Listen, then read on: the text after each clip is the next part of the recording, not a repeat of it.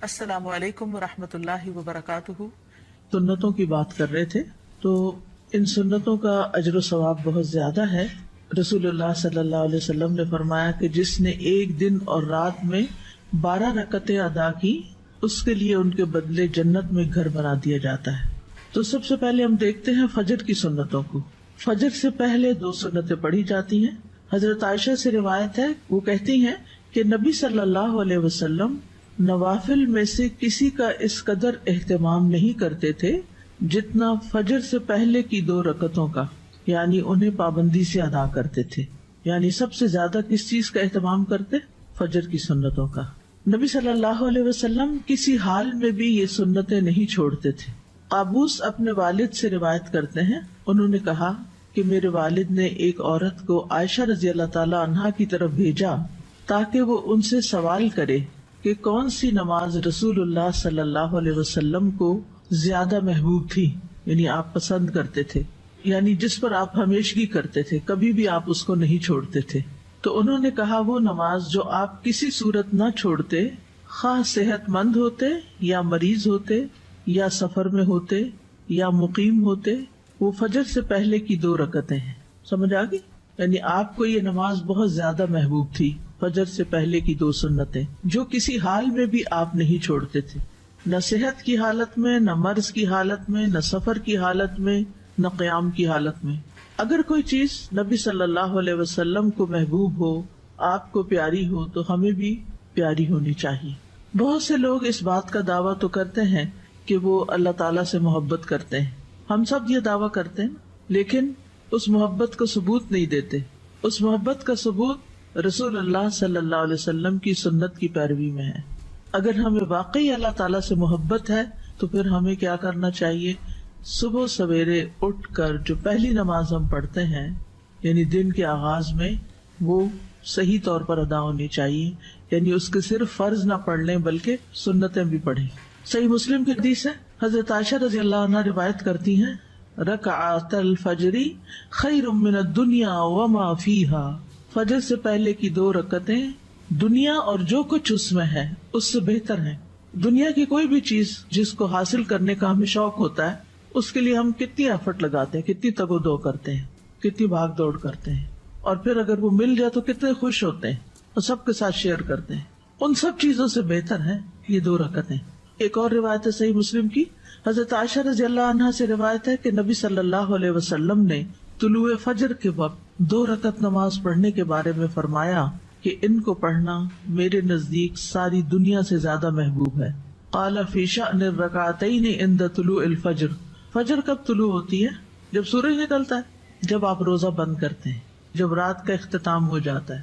ابن القیم رحمہ اللہ کہتے ہیں کہ جب آپ صلی اللہ علیہ وسلم سورۃ الفاتحہ سے فارغ ہو جاتے تو آپ اس کے علاوہ کسی اور سورت کو پڑھنے لگتے، اور کبھی آپ اس سورت کو لمبا کرتے، کبھی سفر یا کسی اور وجہ سے سورت کو ہلکا کر دیتے، اکثر میانہ روی اختیار کرتے۔ 3 صورتیں ہو گئی، کون سی؟ خوب لمبا، بالکل چھوٹا اور درمیانہ۔ تو اکثر کیا کرتے تھے؟ درمیان میں رہتے۔ سورۃ فاتحہ کے بعد کی قرات کا حکم ابو سعید خدری رضی اللہ عنہ سے مروی ہے کہ ہمیں ہمارے نبی صلی اللہ علیہ وسلم نے نماز میں سورۃ فاتحہ اور جو سورت آسانی سے پڑھ سکیں اس کی تلاوت کا حکم دیا ہے۔ یعنی عام حکم کیا ہے؟ اٹس این اوپن چوائس، جو آپ کا دل چاہے پڑھے، پابندی نہیں ہے اس میں۔ جو سورۃ فاتحہ کی تو کیا ہے؟ پابندی ہے کہ وہی پڑھنی ہے آپ نے، اس کا آلٹرنیٹ کوئی نہیں دیا گیا۔ لیکن باقی قرآن کی قرات میں آپ کے پاس آلٹرنیٹ ہے، جو چاہے پڑھیں۔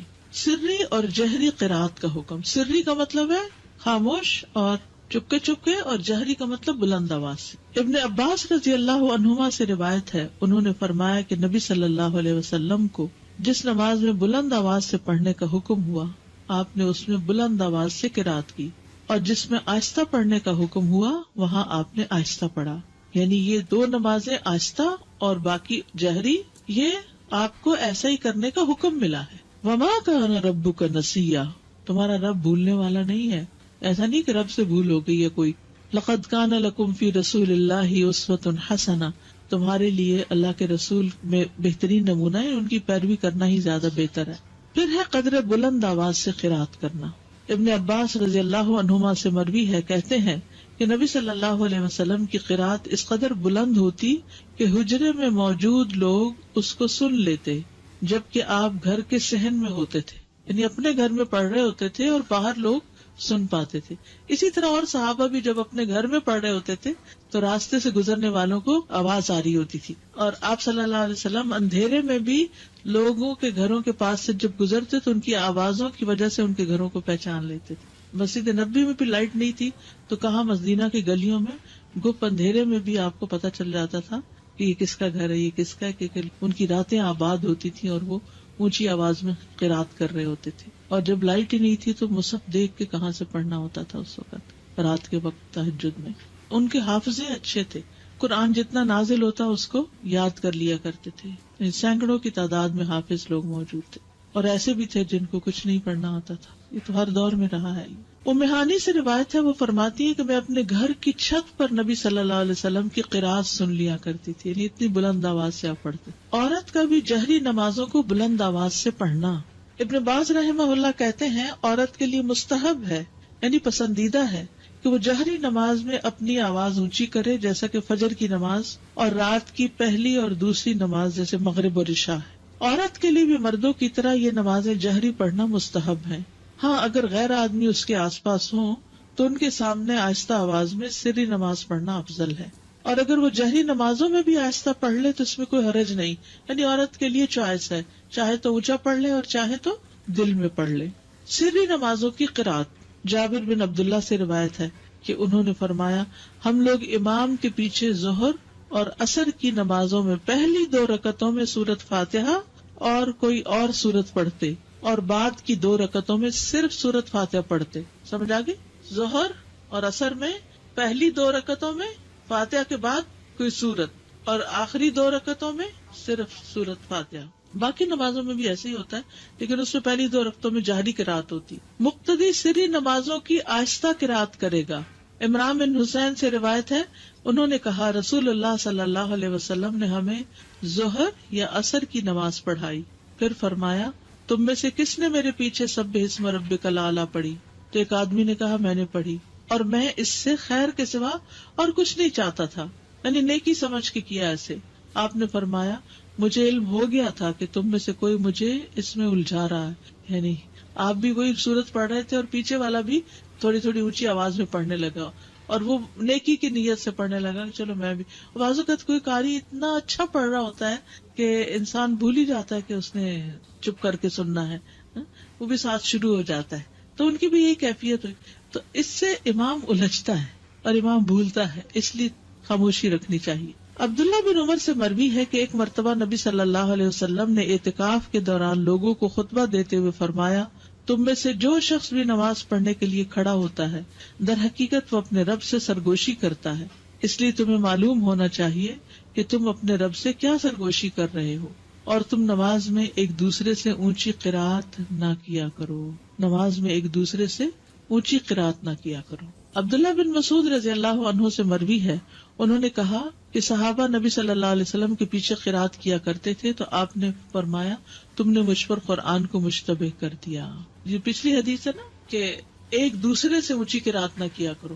اس کا مطلب یہ ہے کہ اگر کچھ لوگ اپنی اپنی نماز بھی پڑھ رہے ہیں، جیسے سنت وغیرہ پڑھ رہے ہیں، تو اس میں اتنی اونچی آواز سے نہ پڑھے کہ جو پاس کھڑا ہے وہ ڈسٹرب ہو جائے. کئی لوگ امام کے پیچھے بھی آہستہ آہستہ اونچا پڑھتے ہیں، وہ دوسرے کو خلل میں ڈال دیتے ہیں. تو اتنی بس آواز ہو کہ آپ خود ہی سن سکیں، دوسرا ڈسٹرب نہیں ہونا چاہیے. اگر فرض نماز میں ہم غلطی سے آخری 2 رکعت میں بھی کوئی سورت پڑھ لیں، کوئی حرج نہیں. آرڈر امپورٹنٹ ہے، ضروری نہیں. ضروری نہیں. اچھا ہے اگر ہو، لیکن اگر یاد نہ رہے تو حرج نہیں. جو قرآن نماز میں پڑھا جاتا ہے وہ زیادہ افضل ہوتا ہے، زیادہ باعث اجر ہے بنسبت اس کے کہ جو خالی ہم مصحف لے کے بیٹھ کے پڑھتے ہیں.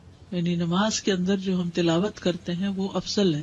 الذین آتیناہم الکتاب یتلونہ حق تلاوتہ اولئک یؤمنون بہ ومن یکفر بہ فاولئک ھم الخاسرون. وہ لوگ جنہیں ہم نے کتاب دی ہے اسے پڑھتے ہیں جیسے اس کی تلاوت کا حق ہے، یہ لوگ اس پر ایمان رکھتے ہیں، اور جو کوئی اس کے ساتھ کفر کرے تو وہی لوگ خسارہ اٹھانے والے ہیں. تلاوت کرنا قرآن کو خوبصورت بنانا ہے، تزیین ہے قرآن کی. براء ابن عازب سے روایت ہے، کہتے ہیں کہ رسول اللہ صلی اللہ علیہ وسلم نے فرمایا زینوا القرآن، قرآن کو زینت بخشو باصواتکم، اپنی آوازوں سے. سبحان اللہ. ہر چیز کو بیوٹیفائی کرتے ہیں نا، آپ اپنے چہرے کو بیوٹیفائی کرتے ہیں، اپنے گھر کو کرتے ہیں، اپنی چیزوں کو کرتے ہیں، اپنے ہاتھوں کو، ناخنوں کو، کس کس چیز کو. یعنی انسان کے اندر ایک یہ حص ہے نا کہ اسے خوبصورت چیزیں اچھی بھی لگتی ہیں اور وہ ان کے لیے کوشش بھی کرتا ہے. اب جو چیزیں تو نظر آتی ہیں ان کو تو آپ اپنے ہاتھوں سے کچھ اوپر لگا کے کچھ کر کے خوبصورت بناتے ہیں، لیکن قرآن کو آپ کیسے خوبصورت بناتے ہیں، زینت بخشتے ہیں اس کو خوبصورت آواز سے پڑھ کے، عمدہ طریقے سے پڑھ کے. ہم لوگ قرآن کو زینت کیسے بخشتے ہیں؟ خوبصورت غلاف چڑھا کے، مخمل کے، اور ستارے پھر اوپر لگا لیتے ہیں، اور ستاروں کے اوپر موتی بھی لگا لیتے ہیں، اور پھر اوپر رکھ دیتے ہیں، اور اس سے گھر کو سجاتے ہیں. اور جب پڑھنے کی باری آتی ہے تو 2 لائنیں ٹھیک سے نہیں پڑھ سکتے، جبکہ نبی صلی اللہ علیہ وسلم نے فرمایا زین القرآن باصواتکم، اپنی آوازوں کے ذریعے قرآن کو زینت بخشو. ہر انسان کے اندر اچھی آواز سننے کا ایک ذوق پایا جاتا ہے، اور آوازیں انسان کے دل پر اثر انداز ہوتی ہیں. گانا لوگ کیوں پسند کرتے ہیں؟ اگرچہ الفاظ اس کے گھٹیا بھی ہوتے ہیں، اور لوگوں کو اس گانے کے بعض اوقات یا نعت کا خاص طور پر ان کو الفاظ کو کچھ سمجھ نہیں آ رہی تھی کیا پڑھا جا رہا ہے، صرف آواز ہوتی ہے اس میں. یعنی بعض اوقات جیسے اب ربیع الاول آیا چاہتا ہے اور گھر گھر میں میلاد ہوتے ہیں، تو اس میں بس نعتوں کی جو سلیکشن کر لیتے ہیں لوگ، اس میں بعض اوقات ٹوٹلی وہ شرکیہ ہوتے ہیں الفاظ، بعض اوقات ویسے ہی غلط ہوتے ہیں. اور جب ان سے پوچھا جائے کہ یہ کیا ہے، اس کا مطلب کیا، تو ایک دفعہ ایسے ہی مجھے کسی نے لیکچر کے لیے بلایا تو میں وہاں گئی تو مجھے پتا چلا کہ یہاں تو کوئی میلاد ہے. تو مجھ سے پہلے کسی نے، ایک بہت پڑھی لکھی خاتون تھی، انہوں نے ایک نعت پڑھی. جب وہ پڑھ نہیں تھی تو میں نے لکھ لیا یہ کیا کہہ رہے ہیں. پھر میں نے اس سے آغاز کیا، میں نے کہا کہ ان الفاظ کا معنی کیا ہے. آپ نے سوچا؟ اب دیکھیے کہ اس کا مطلب یہ بنتا ہے. مکمل شرک تھا. تو ان کی آنکھیں کھل گئی. یہ کہا جا رہا تھا کیونکہ کوئی سوچتا ہی نہیں کہ کیا رہے ہیں، صرف کس چیز کو فالو کر رہے تھے، ٹیونز کو. وہ انڈین گانوں کی ٹیونز، کبھی کسی کی کبھی کسی کی، تو صرف کاپی کیا جا رہا ہو. کیونکہ انسان کے اندر ایک طلب ہے نا. اب اس کو پتا چلا گانا سننا تو منع ہے، اچھے الفاظ نہیں ہے، شرم کی بات ہے، تو چلو نعت سن لیتے. نعت کو وہ الٹرنیٹ بنا لیتے، اور جب وہ نعت سننے لگتے ہیں تو اس میں وہ گانے سے بھی زیادہ بدترین جب شرک آ جاتا ہے اس میں عمل برباد. آپ دیکھیے شرک ایسی چیز ہے جس سے عمل برباد ہو جاتے ہیں، معمولی چیز نہیں ہے. اور ایسی مجلس میں نہیں بیٹھنا چاہیے کہ جس میں شرک کی باتیں ہو رہی ہوں. لیکن بعض اوقات اتفاق ہو جاتا ہے، آپ کے سامنے ایسی چیزیں آ جاتی ہیں تو پھر آپ کا فرض بنتا ہے کہ آپ لوگوں کو سمجھائیں بھی. اور سمجھانے کا طریقہ یہ ہونا چاہیے کہ ان الفاظ کو کھول کے ان کے سامنے رکھ کے انہیں سے پوچھے، ان سے کوشچن کریں. اچھا بعض اوقات کہتے نہیں ہمارا یہ مطلب نہیں، ہم تو یہ کہتے ہیں. بھائی آپ مطلب کچھ بھی بنائیں، لفظ تو یہی کہہ رہے ہیں. تو جب انسان صحیح طور پر قرات کر لیتا ہے یا اچھی قرات کا ذوق اس کو ہو جاتا ہے، وہ سننے لگتا ہے، تو آپ یقین کریں دنیا کی کوئی دوسری آواز اچھی بھی نہیں لگتی، کچھ اور پھر دل پہ لگتا ہی نہیں. استاذہ آپ نے جیسے نعت کا ذکر کیا، اب جو ہمارے بچوں کے لیے فتنہ ہے وہ نشید کا ہے. میوزک اس میں ہر طرح کی بیٹ ہے، لیکن نشید کے نام پہ اس کو حلال کر لیا جی. پھر استاذہ جب قرآن پڑھا جاتا ہے تو اتنا میریکولس ہے کہ اس کی ردم سے کہتے ہیں کہ کافی نان مسلمز کا یہ ریسرچ ہوئی ہے کہ ان کے سامنے صرف قرآن پڑھا جا رہا ہوتا ہے یا قرات وہ کہیں سن لیتے ہیں تو سیدھا دل پہ اثر ہوتا ہے. جی تو ہاں. جو کہ میوزک کی یہ بات نہیں اور ہے. جتنی اچھی قرات ہوتی، قاری عبد الباسط کی آواز سن کے تو جی. لوگ مسلمان بھی کئی ہوئے ہیں. اور نبی صلی اللہ علیہ وسلم کا طریقہ یہی تھا کہ لوگوں کو، نان مسلمز کو قرآن کی تلاوت سناتے تھے. اور جب جن کا بھی ہو گیا تھا، سارے جی. جنہوں نے جب سنا تھا آپ صلی اللہ علیہ بالکل. وسلم کو تلاوت کرتے ہوئے، تو بالکل. جتنا اثر اس کا ہے اتنا تو آئی ڈونٹ تھنک سو کہ کسی بھی تو news- ہماری نمازیں بھی اچھی کیوں نہیں؟ کیونکہ اس میں جو قرات ہم کرتے ہیں وہ قرات ٹھیک نہیں. تو نمازیں ٹھیک ہو جائیں گی تو پھر کیا ہوگا؟ قرآن بھی ٹھیک ہو جائے گا، سب کچھ ٹھیک ہو جائے گا، جس میں قرآن کی قرات بھی ٹھیک ہوگی. استاذہ میں 2-3 سال پہلے عمرہ کے لیے گئی ہوئی تھی. اتفاق سے 12 ربیع الاول کو ہم لوگ مدینہ میں تھے، اور ہم جن گروپ کے ساتھ میں گئے ہوئے تھے تو انہوں نے کہا کہ رات میں آئے، ہمارے یہاں بڑی محفل جمے گی. ہم لوگ تو نہیں گئے، 2 فیملیز تو نہیں گئی، لیکن ایک فیملی چلی گئی اور بولنے لگے وہ ڈائننگ روم میں دروازے بند کر کے پھر وہ اپنی وہی کرنے لگے. اتنا مطلب اس جگہ پہ بھی جا کے لوگ اصل میں لوگ جو ہیں وہ عقیدت میں کرتے ہیں، لیکن لا علمی کی وجہ سے کسی اور طرف چل پڑے. تو ہمیں پھر اچھے طریقے سے خیر خواہی کے ساتھ سمجھانا چاہیے. جی آگے چلتے. شقیق بن سلمہ رحمہ اللہ نے کہا عبداللہ کے پاس سے کوئی سونے سے مزین مصحف لے کے گزرا، یعنی سونے کا پانی لگا ہوتا، تو انہوں نے کہا مصحف کو سب سے بہتر چیز جس سے مزین کیا جا سکتا ہے وہ حق کے ساتھ اس کی تلاوت کرنا ہے، سونے کا پانی چڑھانا نہیں بلکہ اچھی قرأت کرنا، ہر حرف پر 10 نیکیاں ملتی ہیں۔ نماز میں 3 آیات کی تلاوت کا اجر، 3 آیات۔ رسول اللہ صلی اللہ علیہ وسلم نے فرمایا کیا تم میں سے کوئی شخص یہ پسند کرتا ہے کہ جب وہ اپنے گھر واپس آئے تو اس میں 3 بڑی فربہ حاملہ اونٹنیاں موجود پائے؟ ہم نے عرض کی جی ہاں۔ آپ نے فرمایا بس 3 آیات جنہیں تم میں سے کوئی شخص اپنی نماز میں پڑھتا ہے وہ اس کے لیے 3 موٹی تازی حاملہ اونٹنیوں سے بہتر ہے، یعنی قل هو اللہ احد اللہ الصمد لم یلد ولم یولد ولم یکن لہ کفوا احد پڑھنا جو ہے اتنا مال اکٹھا کرنے سے بہتر ہے۔ اب یہ صرف میں آپ کو بتا رہی ہوں جو چیز احادیث سے پتہ چلتی ہے کہ نماز میں بھی قرات کا فائدہ کتنا ہے۔ میں نے پہلے عرض کیا نا کہ نماز کے اندر جو قرآن پڑھا جاتا ہے اس کا اجر و ثواب بڑھ جاتا ہے، اور 3 آیتوں کا اجر بھی 3 اونٹنیوں سے، مادی چیزوں سے اس کو برابر کر کے دکھایا گیا، کمپیریزن کیا گیا۔ نماز میں 10 آیات کی تلاوت کا بے حد اجر و ثواب۔ نبی صلی اللہ علیہ وسلم نے فرمایا جس آدمی نے رات کی نماز میں 10 آیات تلاوت کی اس کے لیے اجر کا خزانہ لکھ لیا جاتا ہے، اجر کا خزانہ، اور یہ خزانہ دنیا و ما فیہا سے بہتر ہے۔ اللہ اکبر۔ اور پھر جب قیامت کا دن ہوگا تو تمہارا رب عز و جل فرمائے گا پڑھتا جا اور ہر آیت کے بدلے میں 1 درجہ چڑھتا جا، یہاں تک کہ جو سب سے آخری آیت اس کو یاد ہوگی اس تک پہنچ جائے گا۔ تب تیرا رب عز و جل بندے سے فرمائے گا مٹھی بھرو۔ وہ بندہ اپنے ہاتھ کے اشارے سے کہے گا اے رب تو خوب جانتا ہے کہ کیا بھروں، تو وہ فرمائے گا کہ ایک ہاتھ میں ہمیشگی اور دوسرے میں نعمتیں بھر لو۔ اور یہ اجر و ثواب ہے کس چیز کا؟ نماز میں قرآن کی تلاوت کا۔ 10 آیات کی تلاوت غفلت سے نکالنے کا سبب ہے، اور یہ سب نماز سے متعلق اجر ہے۔ وہ جو آپ پڑھتے ہیں نا ہر حرف پہ 10 نیکیاں، وہ نماز یا نماز کے علاوہ سب جگہ، لیکن یہ اب نماز کے اندر پڑھنے لگے تو اجر کتنا بڑھ گیا۔ رسول اللہ صلی اللہ علیہ وسلم نے فرمایا جس شخص نے 10 آیتوں سے قیام کیا وہ غافلوں میں نہیں لکھا جاتا، یعنی وہ غافل نہیں۔ 100 آیات کی تلاوت فرما برداری کی علامت ہے۔ ومن قام ب100 آیۃ کتب من القانتین، اور جو 100 آیتوں سے قیام کرے وہ فرما برداروں میں لکھا جاتا ہے، قوموا للہ قانتین میں اس کا شمار ہو جاتا ہے۔ رسول اللہ صلی اللہ علیہ وسلم نے فرمایا جس نے رات کی نماز میں 100 آیات کی تلاوت کی اسے غافلین میں نہیں لکھا جاتا، اسے فرما برداروں میں لکھ لیا جاتا ہے۔ 1000 آیات کی تلاوت کا بے انتہا اجر۔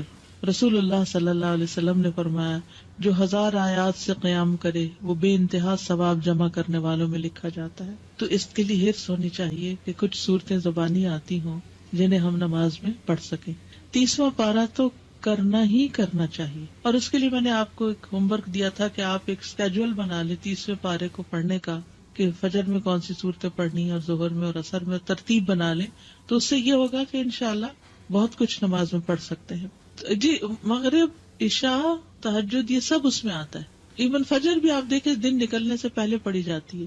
فجر کی نماز میں قرات، حضرت عائشہ سے روایت ہے، انہوں نے فرمایا کہ نبی صلی اللہ علیہ وسلم صبح کی نماز فجر سے پہلے ہلکی پھلکی سی 2 رکعتیں پڑھتے تھے، حتیٰ کہ میں سوچتی کہ شاید آپ نے ام الکتاب نہیں پڑھی، نہیں سورۃ فاتحہ بھی نہیں پڑھی۔ یعنی فجر سے پہلے کی 2 سنتیں ہلکی ہلکی، اور اس میں ایک میں قل یا ایھا الکافرون اور دوسری میں قل ھو اللہ۔ حضرت عائشہ کہتی کہ رسول اللہ صلی اللہ علیہ وسلم فجر سے پہلے 2 رکعت سنت پڑھتے اور کہا کرتے تھے کہ یہ دونوں صورتیں جو فجر کی 2 رکعتوں میں پڑھی جاتی ہیں کیا ہی بہتر ہیں، قل ھو اللہ احد اور قل یا ایھا الکافرون، کیا ہی بہتر ہے، کتنی اچھی ہیں۔ اور کہنے والا کثر اچھا بس قل یا ایھا الکافرون نہیں، اگر نبی صلی اللہ علیہ وسلم نے ان کی تعریف کر دی تو یہی پڑھنا زیادہ افضل ہے کچھ اور پڑھنے سے۔ نماز فجر میں 60 سے 100 آیات کی قرات۔ ابو برزہ الاسلمی سے روایت ہے، وہ کہتے ہیں کہ رسول اللہ صلی اللہ علیہ وسلم عشاء کو تہائی رات تک مؤخر کر دیتے اور اس سے پہلے سونے اور بعد میں گفتگو کرنے کو ناپسند فرماتے، اور فجر کی نماز میں 100 سے لے کر 60 آیتیں تلاوت فرماتے، اور ایسے وقت میں سلام پھیرتے جب ہم ایک دوسرے کے چہرے کو پہچان سکتے تھے، یعنی روشنی ہو جاتی تھی، یہ مطلب ہے۔ ابو برزہ رضی اللہ عنہ سے روایت ہے کہ رسول اللہ صلی اللہ علیہ وسلم صبح کی نماز میں 60 سے 100 آیات کی قرات فرماتے تھے۔ صبح کی نماز میں 60 سے 100 آیات کی تلاوت کرتے. سورت واقعہ اور اس جیسی صورتیں پڑھنا.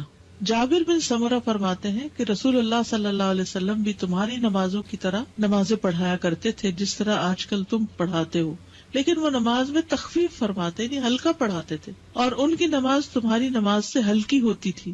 وہ نماز فجر میں سورت واقعہ اور اس جیسی صورتیں پڑھتے تھے. سورت قاف کی قرات، فجر کی نماز میں سورت قاف یا اس کی جیسی دوسری صورتیں پڑھا کرتے. صافات کی قرات یعنی سورت صافات بھی آپ نے پڑھی. سورت التکویر اذا الشمس کورت، اس کو بھی پڑھتے ہوئے سنا فجر کی نماز میں عمر بن حریث نے. سورت المؤمنون کی آیات یعنی پوری سورت نہیں بلکہ اس کی آیات. عبداللہ بن صاحب سے روایت ہے، انہوں نے کہا نبی صلی اللہ علیہ وسلم نے ہمیں مکہ میں صبح کی نماز پڑھائی تو سورت مؤمنون کی قرات شروع کی، حتیٰ کہ موسیٰ اور ہارون علیہ السلام کا ذکر آیا یا عیسیٰ علیہ السلام کا ذکر آیا تو اس وقت نبی صلی اللہ علیہ وسلم کو کھانسی آنے لگی تو آپ رکوع میں چلے گئے. اس سے کیا پتہ چلتا ہے کہ اگر انسان کو بھولنے لگ جائے، بعض اوقات ایسا ہوتا ہے نا کہ امام بڑی اچھی قرات کرتا جا رہا ہوتا ہے اور ایک دم بیچ میں اٹکنا شروع ہو جاتا ہے، تو پھر بجائے اس کے کہ وہ غلط پڑھے اللہ اکبر کر دے یا کھانسی آ گئی یا کوئی بھی وجہ ہو گئی تو پھر بیچ میں بھی آدھی سورت کے بھی رکوع کیا جا سکتا ہے. بعض اوقات یہ بھی ہو سکتا ہے کہ آدھی ایک رکعت میں اور آدھی دوسری رکعت میں. سورت الروم کی قرات صبح کی نماز میں آپ نے کی. سورت زلزال کی قرات، اب آپ دیکھیے کہاں لمبی لمبی صورتیں بھی اور کہاں اذا زلزلت الارض زلزالہا. سورت الفلق اور الناس کی قرات، کبھی ایسا ہوتا ہے نا دیر سے آنکھ کھلی آپ کی تو لمبی تو نہیں پڑھ سکتے تو پھر کیا ہے 2 چھوٹی صورتیں پڑھ لیں، یہ بھی آپ کی سنت ہے. مختلف آیات کی قرات یعنی پوری صورت نہیں کچھ آیتیں. یہ بھی سوال آتا ہے نا کچھ لوگوں کی طرف سے کہ اگر سورت البقرہ کی آخری آیات مثلاً ہم پڑھ رہے ہیں یا آیت الکرسی پڑھ رہے ہیں تو کیا یہ کافی ہے؟ جی ہاں کافی ہے. اور اس کی دلیل کیا؟ خطبہ بن مالک سے روایت ہے کہ انہوں نے فجر کی نماز میں نبی صلی اللہ علیہ وسلم کو وَالنَّخْلَ بَاسِقَاتٍ لَهَا طَلْعٌ نَضِيدٌ کی قرات کرتے ہوئے سنا، یعنی یہاں سے پڑھا. کل آپ نے دیکھا ہوگا جمعے کی نماز میں سورت العلیٰ اور سورت الغاشیہ کی آخری آیتیں پڑھی گئی، پوری صورت نہیں پڑھی گئی کیونکہ جمعے کا ٹائم ہمارے یہاں مختصر ہوتا ہے. یہاں ابن عباس کہتے کہ رسول اللہ صلی اللہ علیہ وسلم فجر کی 2 رکعتوں میں سے پہلی میں قرآن میں سے آیت قولوا آمنا باللہ وما انزل الینا والا حصہ پڑھتے جو سورت البقرہ کی آیت ہے، اور دوسری میں آل عمران کی آیت آمنا باللہ واشہد بأننا مسلمون والا حصہ پڑھتے، یعنی ایک میں ایک سورت دوسری میں دوسری کا حصہ. ابن عباس سے روایت ہے کہ انہوں نے کہا رسول اللہ صلی اللہ علیہ وسلم فجر کی 2 رکعتوں میں قرآن میں سے قولوا آمنا باللہ اور تعالوا الی کلمۃ سواء بیننا وبینکم پڑھا کرتے تھے. مختلف صحابہ کی نماز فجر کی قرات، اس میں عمر رضی اللہ عنہ نے پہلی رکعت میں سورت البقرہ کی 120 آیات پڑھی. کہاں تک پہنچتے ہیں؟ پہلا سپارہ ختم ہو جاتا ہے. پھر عبداللہ بن مسعود پہلی رکعت میں سورت انفال کی 40 آیات اور دوسری رکعت میں مفصلات میں سے سورت پڑھی، یعنی ایک میں آیات پڑھی اور ایک میں پوری سورت پڑھی. ایسے بھی کیا جا سکتا ہے، ضروری نہیں کہ اگر آپ نے ایک میں آیات پڑھی تو دوسری میں بھی آیات پڑھیں، یا ایک میں سورت پڑھی تو دوسری میں بھی سورت، دونوں طرح. قتادہ نے اس شخص کے متعلق جو ایک سورت کو 2 رکعتوں میں اس کے 2 حصے کر کے یا ایک ہی سورت کو 2 رکعت میں دہراتا ہے، فرمایا یہ سب اللہ کی کتاب ہے، ہر طرح سے پڑھنا جائز ہے. سورت اخلاص کی قرات ہر سورت میں ایک صحابی پڑھتے تھے تو آپ کو شکایت کی گئی تو آپ نے پوچھا اس سے تو اس نے جواب دیا مجھے اس سورت سے محبت ہے. آپ نے فرمایا تیرا اس سورت سے محبت کرنا تجھے جنت میں داخل کر دے گا. ٹھیک ہے. اچھا، جمعے کے دن فجر کی نماز کی پہلی رکعت میں سورت السجدہ اور دوسری میں الدہر پڑھا کرتے تھے. اچھا، یہ جو ساری احادیث آپ کے سامنے میں نے رکھی ہیں، اس سے آپ کو سمجھ میں کیا آیا؟ پہلے تو حفظ ہونی چاہیے، بالکل ٹھیک ہے. ہم لمبی بھی پڑھ سکتے ہیں، ایز پر سچویشن چھوٹی بھی پڑھی جا سکتی ہے. آیات بھی کسی سورت کے منتخب کر کے پڑھ سکتے ہیں اور پوری سورت بھی پڑھ سکتے ہیں. جی، فجر کی نماز لمبی پڑھی ہے. اب آگے ظہر اور عصر مغرب سب نمازوں کا انشاءاللہ ذکر کریں گے کہ کیا کیا پڑھا ہے. مجھے ذاتی طور پر اس کا بڑا ہی شوق ہوتا تھا کہ پتہ چلے کہ آپ کیا پڑھتے تھے، کس نماز میں کتنا پڑھتے تھے. تو انشاءاللہ یہ چیزیں آپ کے سامنے آئیں گی تاکہ اس میں سے جو چاہیں آپ پھر اختیار کر لیں. ٹھیک ہے. اگر فرض نماز میں نے شروع کی اور میں ایک سورت شروع کیا لیکن اس کو بھول گئی ہوں تو میں کوئی اور شروع کر سکتی ہوں اس کی جگہ؟ اور آپ یہ جو 60 to 100 آیات کہہ رہی ہیں، یہ ایک رکعت میں کہ دونوں ملا کے؟ دونوں طرح. نماز کے بعد کے اذکار، ایک بار اللہ اکبر کہنا اور اونچی آواز میں. ابن عباس کہتے ہیں میں نبی صلی اللہ علیہ وسلم کی نماز کے مکمل ہونے کو تکبیر کی وجہ سے سمجھ جاتا تھا، یعنی سلام پھیرنے کے بعد آپ اللہ اکبر کہتے. نمبر 2، 3 بار استغفر اللہ کہنا، میں اللہ سے بخشش مانگتا ہوں. صوبان کہتے ہیں کہ رسول اللہ صلی اللہ علیہ وسلم جب اپنی نماز سے فارغ ہوتے تھے تو 3 مرتبہ استغفار فرماتے. ولید کہتے ہیں کہ میں نے اوزائی سے پوچھا آپ استغفار کس طرح فرمایا کرتے تھے، تو انہوں نے کہا آپ اس طرح فرماتے استغفر اللہ استغفر اللہ استغفر اللہ. اس کی کیا حکمت ہے؟ نماز کے بعد استغفار کرنے. استغفار کا مطلب ہے بخشش مانگنا، یعنی اگر کوئی ہم سے غلطی ہو گئی ہے، بھول چوک ہو گئی ہے، تو اللہ تعالیٰ اس کو معاف کر دینا اور ہماری نماز قبول کر لینا غلطی معاف کر کے. نمبر 3، اللہم انت السلام ومنک السلام تبارکت ذی الجلال والاکرام. استغفار کے بعد صوبان رضی اللہ عنہ کہتے ہیں کہ رسول اللہ صلی اللہ علیہ وسلم جب اپنی نماز سے فارغ ہوتے تو 3 مرتبہ استغفار فرماتے اور یہی پڑھتے اللہم انت السلام آخر تک. نمبر 4، لا الہ الا اللہ وحدہ لا شریک لہ لہ الملک ولہ الحمد وہو علی کل شیء قدیر 3 بار. حدیث ہے مغیرہ بن شعبہ کے کاتب وارد سے مروی ہے کہ معاویہ رضی اللہ عنہ نے مغیرہ کو لکھا کہ کوئی حدیث جو آپ نے رسول اللہ صلی اللہ علیہ وسلم سے سنی ہو وہ مجھے لکھ کر بھیجے. راوی نے بیان کیا کہ پھر مغیرہ رضی اللہ عنہ نے انہیں لکھا کہ میں نے آپ صلی اللہ علیہ وسلم سے سنا ہے آپ اپنی نماز سے فارغ ہونے کے بعد 3 مرتبہ یہ دعا پڑھتے. یہ پیغمبروں کی دعا ہے نا جو عرفہ کے دن سب پیغمبروں نے مانگی. لا الہ الا اللہ وحدہ لا شریک لہ لہ الملک ولہ الحمد وہو علی کل شیء قدیر. 5ویں دعا ہے لا الہ الا اللہ وحدہ لا شریک لہ لہ الملک ولہ الحمد وہو علی کل شیء قدیر. اللہم لا مانع لما اعطیت ولا معطی لما منعت ولا ينفع ذا الجد.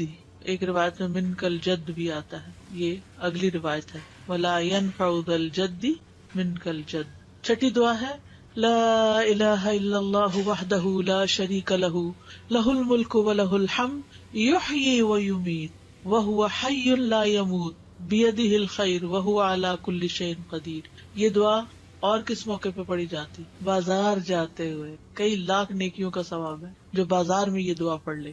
اللہم لا مانع لما اعطیت ولا معطی لما منعت ولا ينفع ذا الجد منک الجد. ترجمہ دیکھ رہے ہیں نا آپ سامنے. 3 بار پڑھنا، ٹھیک ہے، یعنی لا الہ الا اللہ وحدہ 3 بار اور پھر اللہم لا مانع. 7ویں دعا لا الہ الا اللہ وحدہ لا شریک لہ لہ الملک ولہ الحمد وہو علی کل شیء قدیر.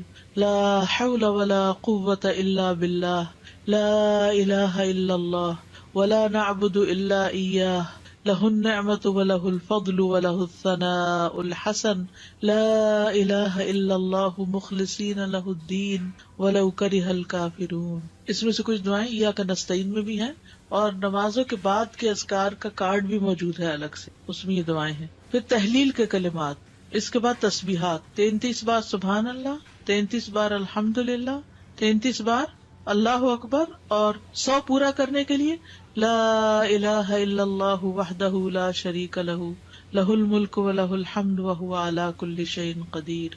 اب تک سب سے زیادہ دعا کون سی آئی ہے؟ لا الہ الا. سوچئے آپ کتنی دفعہ پڑھتے ہیں نماز کے بعد؟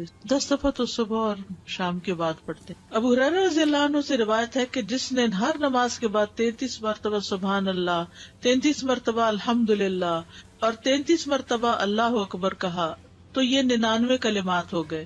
اور 100 کا عدد پورا کرنے کے لیے لا الہ الا اللہ وحدہ لا شریک لہ لہ الملک ولہ الحمد وہو علی کل شیء قدیر کہہ لیا تو اس کے سارے گناہ معاف کر دیے جائیں گے، اگرچہ وہ سمندر کی جھاگ برابر ہوں. 1.5 منٹ لگتا ہے، 1.25 منٹ لگتے ہیں جس میں آپ یہ سارا عمل کر سکتے ہیں. اور اللہ سبحانہ وتعالیٰ کو وہ عمل زیادہ پسند ہے جو روزانہ کیا جائے، ادومھا دوام سے کیا جائے، اللہ کہ کوئی مجبوری ہو.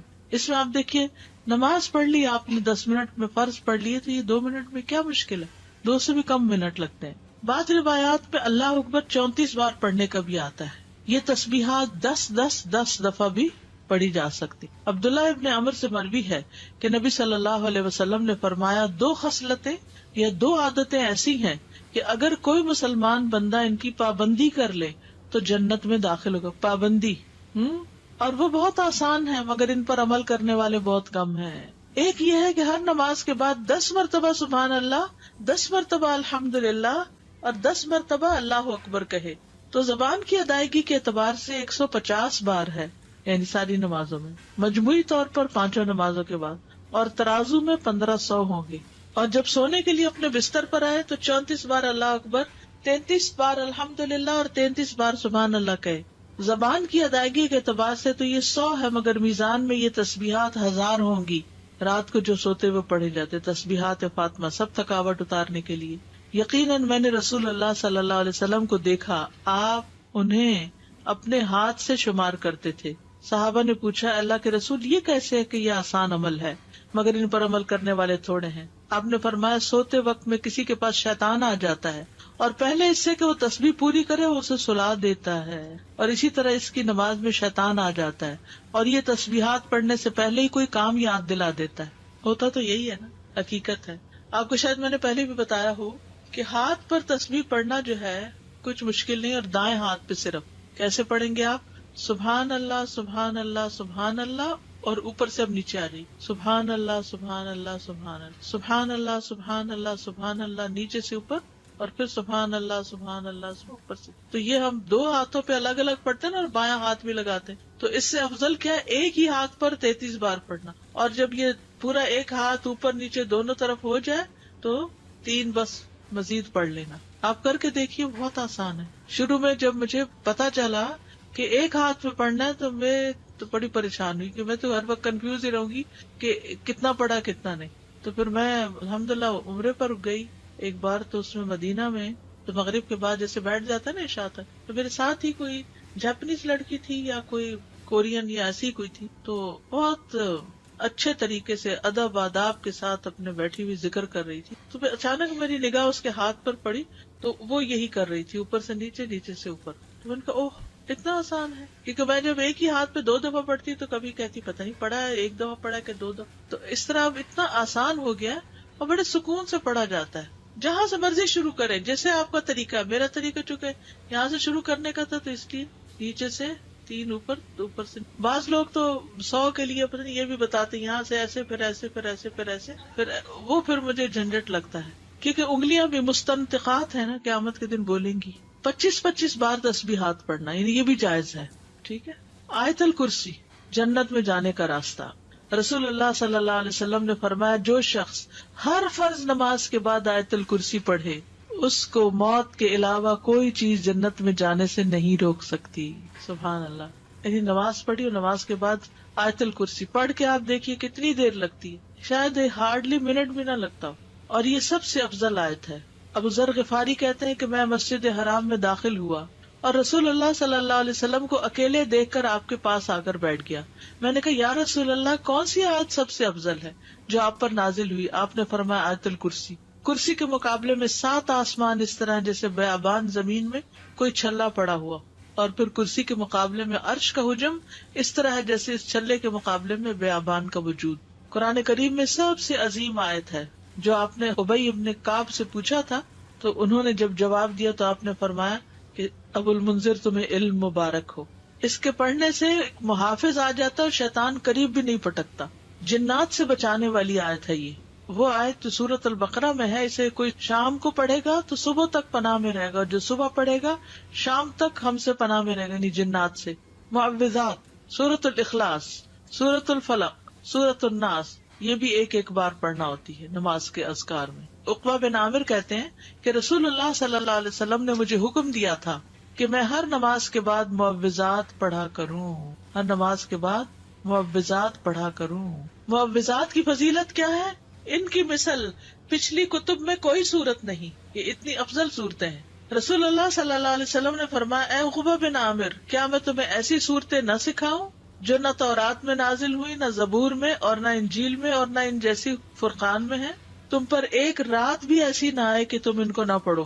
جیسے ہم کہتے ہیں نا ایک دن بھی نہ آئے، تو ایسے عربی میں کہتے ہیں ایک رات بھی نہ گزرے. رسول اللہ صلی اللہ علیہ وسلم نے فرمایا تم نہیں دیکھتے کہ آج کی رات ایسی آیات اتری ہیں کہ ان کی طرح کبھی دیکھی نہیں گئی. اور وہ ہیں قل اعوذ برب الفلق اور قل اعوذ برب الناس. انتہائی بلیغ صورتیں ہیں. سب سے افضل تعوذ ہے یہ. پہلے نبی صلی اللہ علیہ وسلم اور کلمات پڑھتے تھے، جب یہ صورتیں نازل ہوئی تو اور ذکر چھوڑ کر انہی کو پڑھنے لگے. نظر بد سے کفایت کرنے والے کلمات ہیں، یعنی اگر کسی کو ڈر ہو کہ اس کو نظر لگے گی یا لگ چکی ہو تو اس کے علاج کے لیے بھی. ابو سعید سے روایت ہے، کہتے ہیں کہ رسول اللہ صلی اللہ علیہ وسلم جنوں اور انسانوں کی نظر بد سے پناہ مانگتے تھے، حتیٰ کہ معوذتین نازل ہوئی. پھر جب معوذتین نازل ہوئی تو آپ نے ان کو لازم پکڑ لیا اور ان کے سوا دوسروں کو ترک کر دیا. نمبر 11 رب اعنی علی ذکرک و شکرک و حسن عبادتک.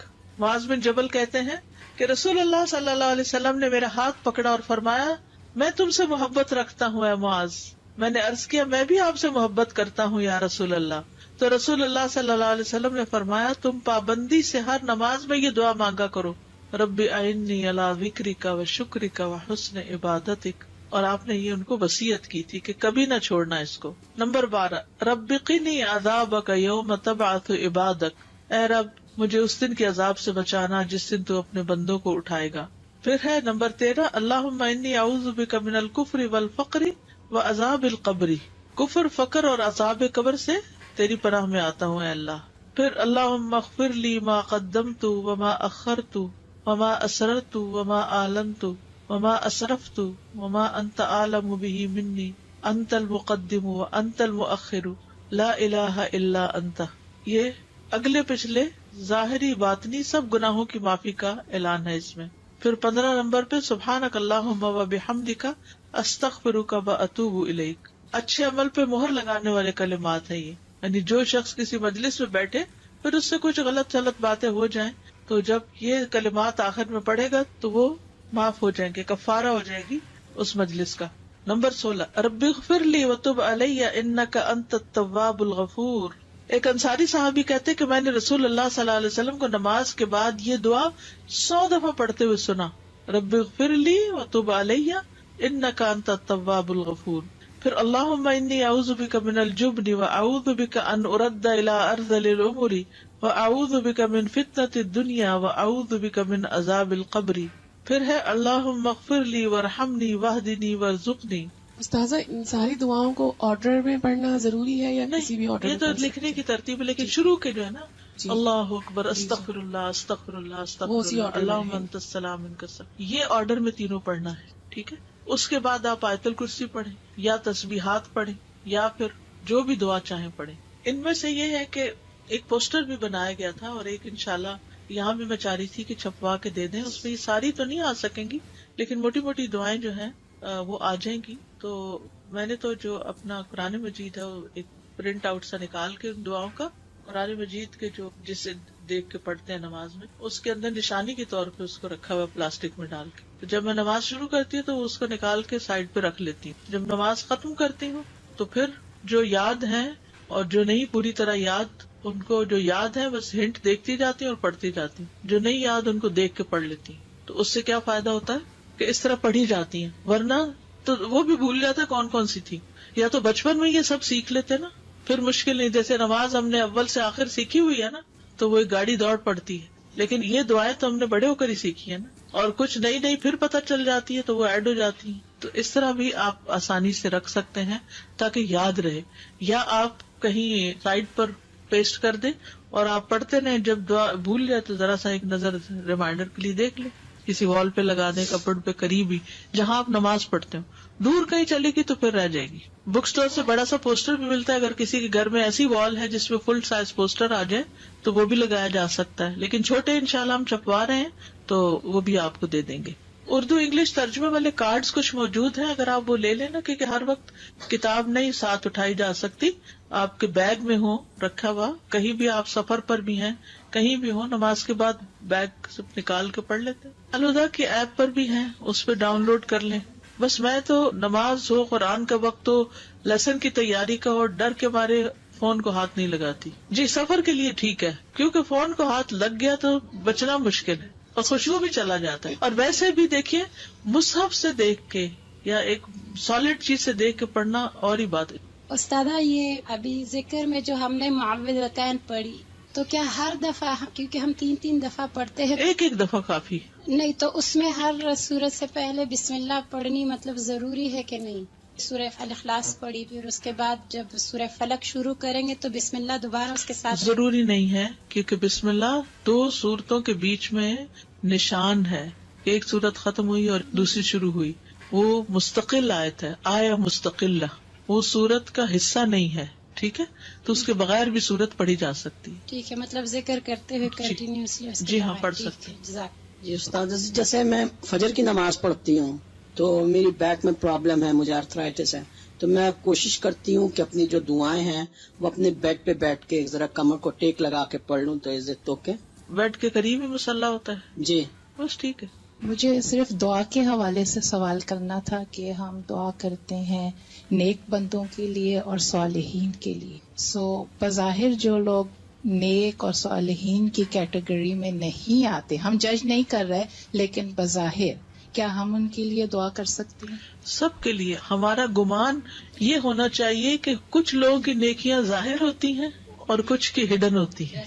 جی بالکل. ہم ان کے نام لے کے بھی کر سکتے ہیں. نماز میں تو نہیں نام لیں گے، لیکن بعد میں جی ہاں بالکل کر سکتے. Thank you. اساتذہ، اگر ہم جیسے فجر نماز کے بعد ہم بیٹھے اذکار کر رہے ہیں تو ان بٹوین جیسے ہم اٹھتے ہیں، جیسے بچوں کو اٹھانے کے لیے پریئر کے لیے ایسے، تو اس کا پھر کیا ہوتا ہے؟ یعنی وہ سلسلہ مطلب معذوری مجبوری ہے، کیونکہ میں کرتے کرتے جا رہی ہوں، اتنا گلٹی فیل ہوتا ہے کہ اگر ان کی نماز چلی گئی، ہمارے ذکر اذکار ایگزیکٹلی وہ دونوں طرف ہو رہا ہے، بڑا نقصان ہے. جی تو پھر واپس آ کے بیٹھ جائیں. ایسے ہی کر رہی ہوتی ہوں، تو کر سکتے ہیں. کر سکتے ہیں. جزاک اللہ.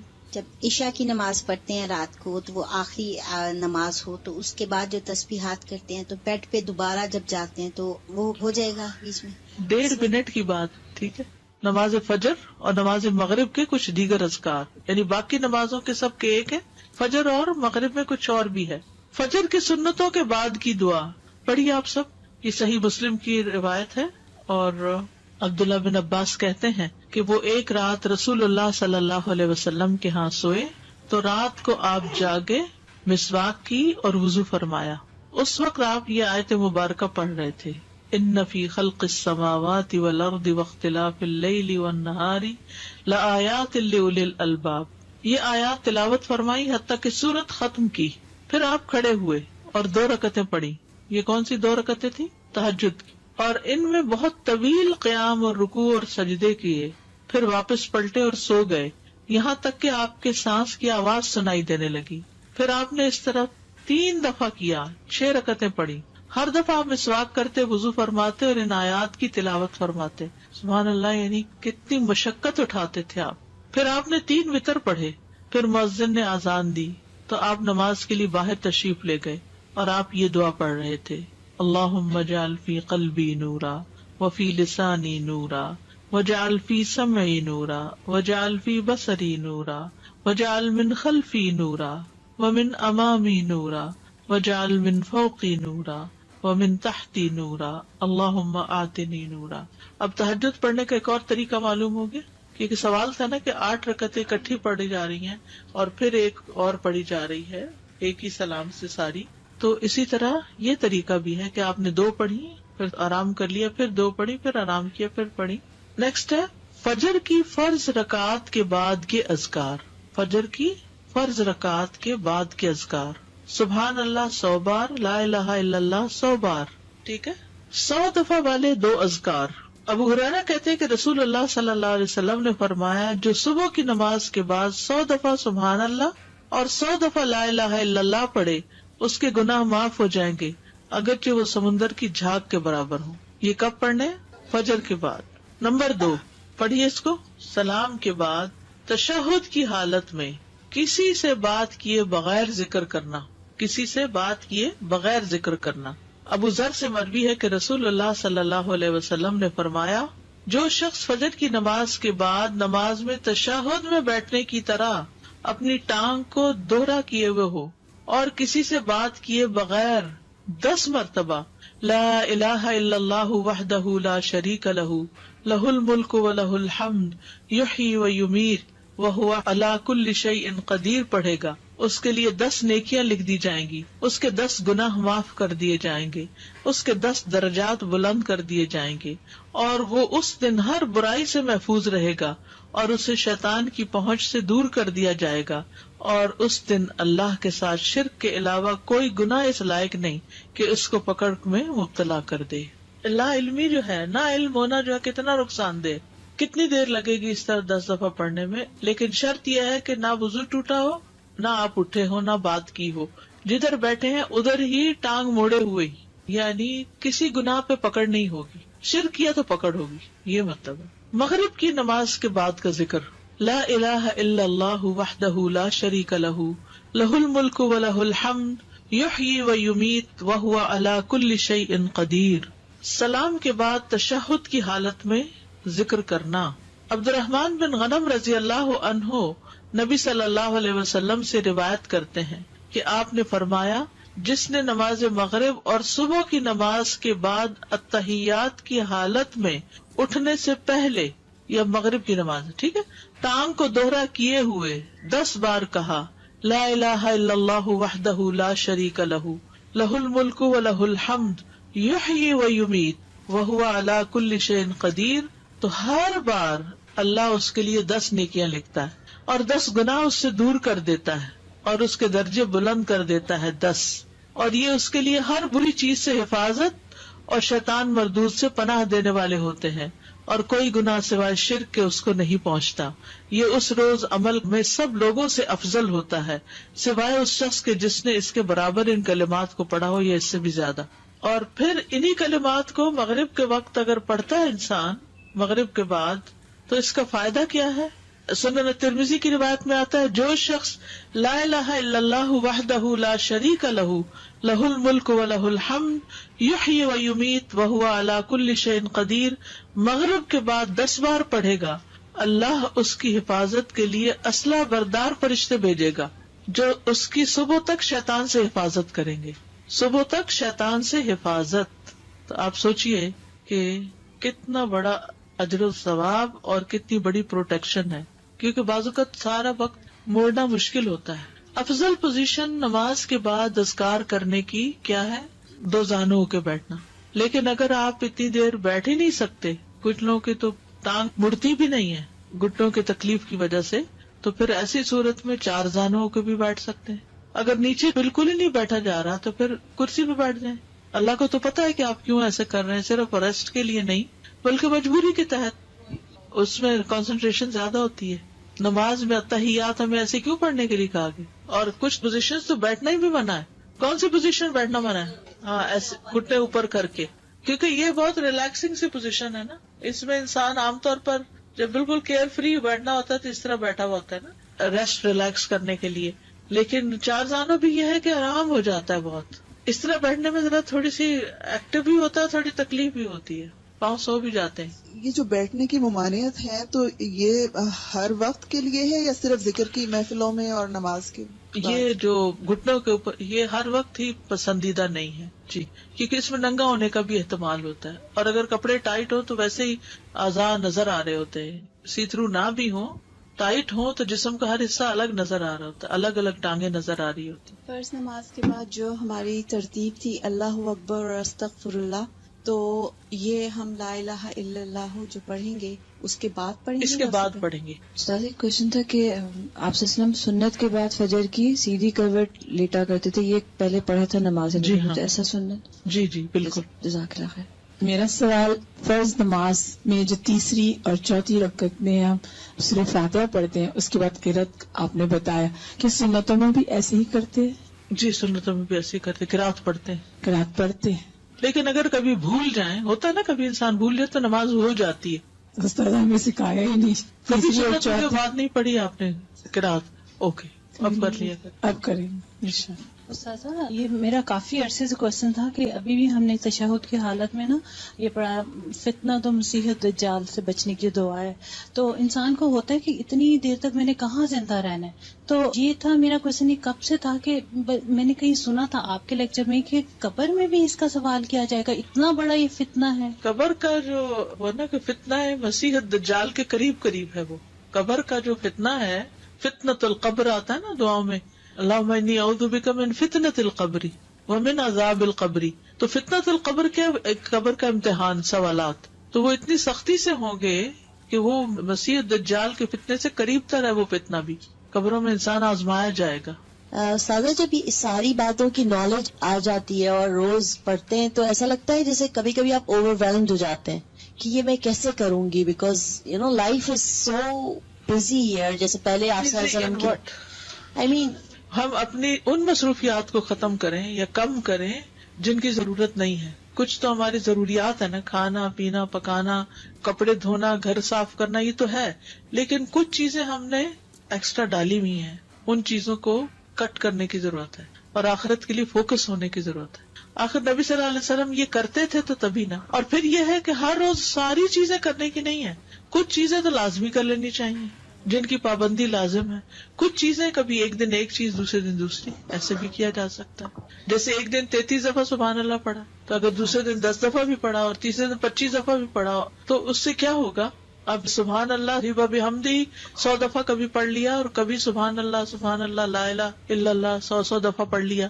تو یہ ساری سنتیں بھی اس طرح زندہ ہو جائیں گی اور ویرائٹی رہنے سے توجہ زیادہ ہوتی ہے. اس میں طریقہ یہ ہے پابندی کا، کوئی چیز کہیں لکھ کے رکھ لیں، کوئی ریمائنڈر کہیں ڈال لیں، کوئی ریمائنڈر کہیں ڈال لیں. پھر آپ دیکھیں گے شروع میں ہر چیز مشکل ہوگی، اوور ویلم ہوں گے، لیکن کرتے کرتے کرتے یہ آپ کی عادت بن جائے گی کہ اس کے بغیر چین بھی نہیں آئے گا. یہ خاتون بہت زور سے نماز پڑھتی ہے اپنے 7-8 سال کے بچے کو سکھانے کے لیے، ساری نمازیں ہی. Is it right? کب تک وہ اس طرح کریں گی؟ I don't know. انہوں نے مجھ سے پوچھا میں صحیح کرتی ہوں، میں نے کہا میں پوچھ کے بتاؤں گی. انہیں کہیں کہ بس ایک نماز جیسے سکھا لیں اور نماز کے علاوہ بھی بیٹھ کے سکھائیں بچے کو، نفل نماز کر لیں ایسے. اوکے. سبحانک اللہم و بحمدک اشہد ان لا الہ الا انت استغفرک و اتوب الیک. السلام علیکم و رحمۃ اللہ وبرکاتہ.